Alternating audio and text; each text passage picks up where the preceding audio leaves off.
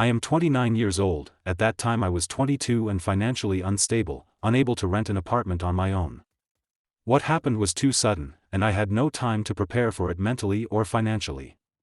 Behind all of this was my sister Hannah, who is 37. We have never been close because there is a significant age gap between us. She married her boyfriend Pete, who is 39, after dating for 3 years when she was 27. They were married for 3 years before they divorced because Hannah accused Pete of having an affair with a friend of mine. I graduated from university and had been living with my parents because I had just started working and wanted to save some money before moving out, which my parents agreed with, but this was only until my sister announced her divorce. She came home crying one day and announced that she had filed for divorce because her husband had cheated on her for 6 months. Then she went on to accuse me of introducing my friend to her husband. My friend Emily, who is 28, wanted to gain weight because Pete is a certified nutritionist, so he agreed to help her. I introduced her to him, and apparently, she was the one Pete cheated with on my sister. I was shocked because even though Emily and I were not close, I knew she was a good woman who would never be with a married man, and cheating was completely out of character for Pete. He was completely smitten with Hannah and always spoke well of her, so I found it hard to believe that he cheated on her. I expressed my doubts, but my parents believed her instantly without questioning anything. Even though she never had any evidence of his cheating, they just took her word for it. But I am not going to blame them for it because they would choose their own daughter over their son-in-law no matter who was right. What I don't understand is why they were so willing to kick me out just because Hannah said so. She suddenly got angry one day and somehow convinced my parents to kick me out just because I introduced Emily to Pete. She accused me of ruining her marriage, and my parents agreed with her. For some reason, I was devastated and tried to stop my parents, but they were not willing to listen to me at all, telling me that they would force me out if I didn't leave. In one day, I lost my family and my home, completely not knowing where to go. I was really crying on the street with all my belongings for about an hour before I pulled myself together and went to a friend's house to spend the night. In the following days, I tried to contact them every day without success. My friend was generous and let me stay at his place until I could find my own apartment. Unfortunately, my parents had almost made up their minds that I was wrong here and that I was the one who caused the divorce. My mom and dad actually told me that they were disgusted with everything I had done before they kicked me out, which didn't even make sense because it seemed like I wasn't the one Pete cheated on. They blocked my number, so I couldn't contact them at all, and when I tried to visit them, my mom threatened to call the police if I didn't leave. So after that, I finally realized they were serious and really blamed me for what happened. I don't think I had any reason to be surprised because my sister has always been the favorite child of my parents. My parents never really planned on having a second child, so I always ended up being pushed to the side, and I didn't care much as I grew up. I didn't know it would lead to such a significant event. Now thinking about it, I think I should have foreseen this, but honestly, I don't think anyone in my position could see such a thing happening. I even tried to figure it out myself to understand it all, and in the following weeks, because Hannah and my parents almost completely cut me off, I had no way to contact them. I also couldn't talk to Pete because he also blocked me, which didn't make any sense to me. I couldn't find him because both Hannah and Pete had left the house they used to live in and moved in with their respective parents, so I had no way to contact anyone involved, which is why I finally turned to Emily to get to the truth. As I said, Emily and I were not very close, but I had to do what I had to do, so I asked her to meet me one day and explained the situation to her. I asked her if the affair that Hannah said was true, and she strongly denied it, and I believed she was telling the truth. Emily told me that she had only met Pete a few times and only in a professional capacity, so there was absolutely no relationship between them, and she didn't know why Hannah would say such terrible things. She even told me that she had been in a stable relationship with her boyfriend for several years and planned to get married in a few months. She even showed me pictures, and what she told me was more convincing than what Hannah said. I had no evidence, but I knew Hannah had been lying about the real reason for the divorce, but since I had no evidence, I couldn't go back to my family, and of course, I couldn't go back without evidence. At that time, I really longed to return to living with my family because I missed them very much, despite what they did to me. Over time, I was able to get over it and move on with my life. I managed to find a place and make my work the purpose of my life, so I had something to distract myself, and I also had to pay the bills, so it was a better way to cope than just sitting and being depressed because I had no other choice. I was in pain, but I knew I had to continue in some way, with or without the support of my family. Years have passed, and now my life is much better. I moved from my small apartment to a larger one and even got engaged to my girlfriend of 2 years about a week ago. Our engagement post finally became my game changer because just a few days after that post, I received an email from out of the blue that not only explained the whole story of Hannah's divorce, giving me all the answers I needed, but also with evidence. My fiancée Lisa, who is 30, usually only posts our photos on Instagram, but our engagement photo also appeared on her Facebook, where she has a wider audience. It was a public post, and many people saw it, including my former brother-in-law Pete. He happened to be someone my fiancée met at a seminar a few years ago because she is a doctor and eventually added him on Facebook, which is how he found me. It's really a small world, and I was happy about it for the first time. He contacted me a few days after we posted, but he didn't send me a message on social media. He decided to send me an anonymous email instead. He later explained that he did this just to make himself not feel like he was doing something strange because it had been several years since his divorce, and he didn't want to act like a loser who hadn't moved on from what happened. Also, he was the first one to block me, so he felt strange about reconnecting with me about something that happened years ago. Regarding the content of the email, I received the whole story of what happened 7 years ago and evidence, and as I went through it, I couldn't believe my eyes. Apparently, it was my sister who had been cheating on Pete, not the other way around as she had always told us. This was not only a huge lie, but what's more interesting is that she had been cheating on Pete in the same way she accused him of. My friend Frank, who was 28 at the time and a cashier at the grocery store near Hannah's home, I would never have found out about their connection on my own because I never saw them together. I think they hid it well, but not well enough for Pete, who found out. When Hannah was confronted, she told Pete that it was all my fault because I introduced her to Frank and even told her that he needed her help because he was an aspiring singer, and she was a pretty good singer. She agreed to help him, and then they fell in love. She even said that I was in on it, which helped them hide things for a long time. Obviously, it was all a complete lie, and I didn't even know that Frank and Hannah had some kind of relationship. He was very angry when he found out and eventually blocked my whole family, and he now admits that it was a bit stupid, but he was so angry at the time that he didn't think much about his actions.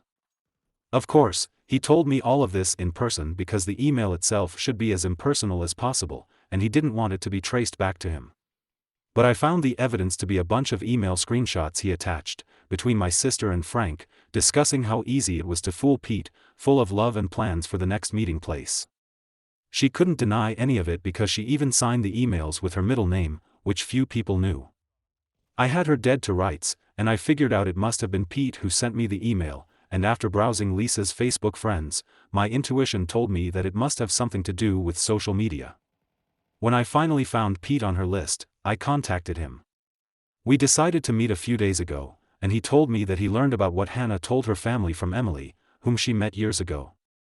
I told her to keep my side of the story a secret, and when I realized that if I hadn't said that, she might have told Pete a long time ago, and I might have proven my innocence.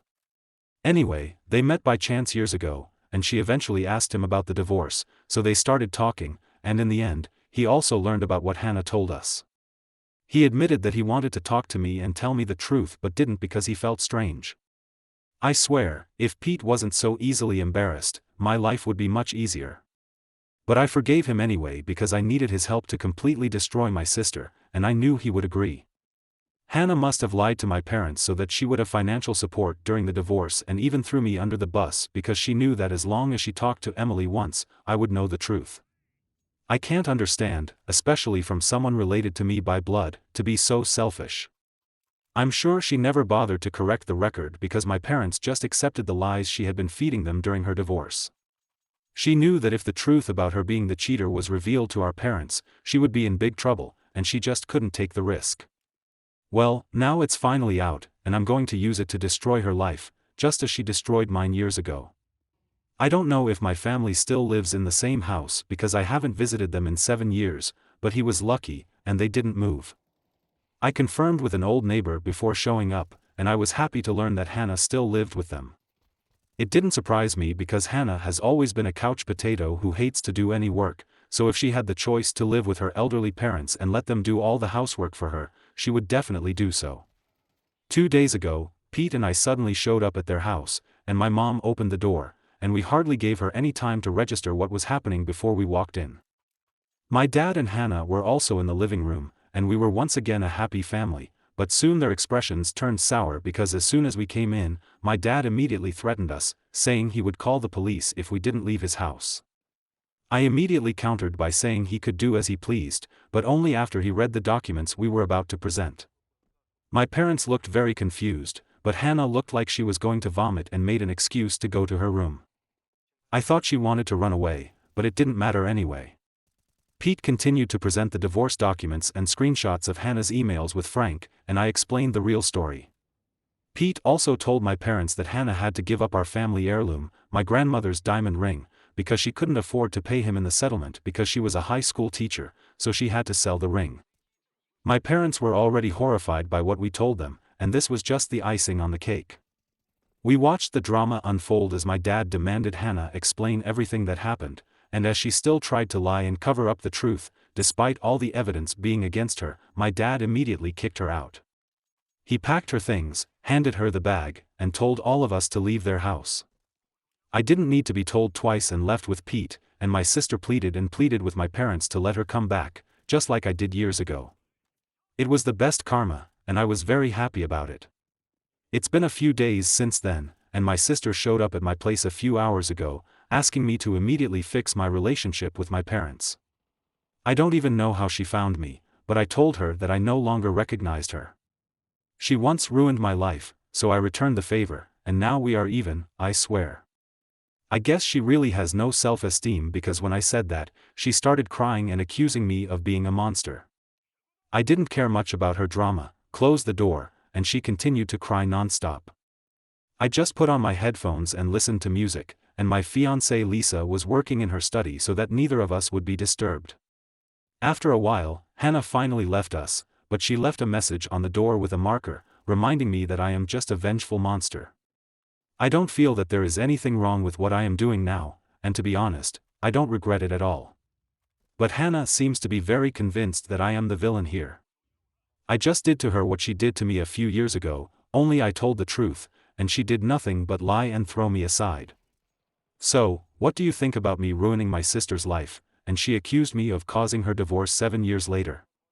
Update 1. So Hannah is still bothering me, even though it's been a week since she was kicked out, and I had to threaten her that if she called me for the 14th time today, I would call the police, and then she stopped. I don't even know how she found my phone number and address, but I'm not interested in that now. Hannah tried to make me feel sorry for her because I think a school teacher's salary is not enough for her, but I don't think so. She's just unhappy that she has to find a place, pay her own rent, electricity, and groceries now that our parents have kicked her out. So I'm not very sympathetic, and if you want to know, yes, I did block her number a few times, but I guess she had her friends add me to a conference call, so it didn't make sense. As for my parents, they are as bad as Hannah, if not worse. They found me on Facebook and saw my engagement post, so now they want to be a part of my life again and even expressed their desire to attend my wedding. They haven't apologized yet, but for some reason, they expect me to invite them to my wedding, which is a very important day for me. I don't understand where these people find the courage to say such things, but at least I haven't responded to anything. Lisa and I had a great time with their messages because there's really no way now. It's really just sad for them. Update 2. Hannah showed up at my house again yesterday after I threatened to report her for harassment.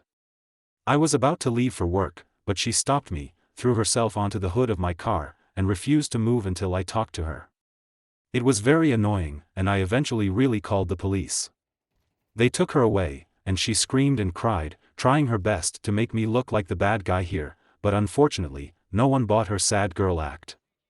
It took me some time to press charges against her, but once I did, I went to work because I didn't want this little episode to ruin my day. I'm sure my parents will bail her out anyway because she's their favorite, and I was right. My parents sent me a long message after bailing her out, saying that I'm being too harsh on them, and they almost made an honest mistake 10 years ago. It's funny because what my sister and parents did to me was not honest, not even a mistake. They knew what they were doing and were fully aware of how cruel they were, but that didn't stop them from kicking me out on the street, even though they knew I had nowhere else to go. So now, since I can do the same to them, I don't see why I should forgive and be kind. I sent my parents a text message saying that they lost the right to tell me what I can and can't do years ago, so they better stop kidding themselves. I haven't blocked them yet because I haven't had time to check my messages, but I will soon. Then, I will be forever rid of this family. Update 3. I just got off work and came home, checked my social media, and found that my parents sent me another long message again. Lisa and I read it together, and I swear this is the most interesting thing I've ever read. I think these poor people don't even know that I'm not hurt by anything they say or do now. I just laughed at how delusional and pitiful they are. Apparently, they still think we are family and told me that they have brought Hannah back and decided that all their children deserve a second chance, as if I never missed. So, when they brought my sister back, they also expected Lisa and me to come to their house for dinner soon so that we could resolve our differences in a civilized manner before the wedding. They boldly assumed that I even wanted them to attend my wedding. We laughed at their foolish message, and then I immediately replied saying that I have no interest in their invitation and have been living well away from them for the past 7 years. They showed me that I am better off without them, and I will always be grateful.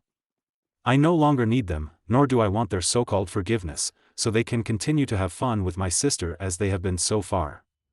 With the last message, I finally blocked them because I didn't even want the laughter anymore. I'm done, and I'm out. I'm sure they will try to contact me again in some way soon, but it's too bad for them, I won't accept. Lisa is the only family I need, and I am only happy with her. My parents and sister have unfortunately never been able to rise above themselves, and I highly doubt they ever will. So, the next time they contact me, they will also talk to my lawyer, I promise.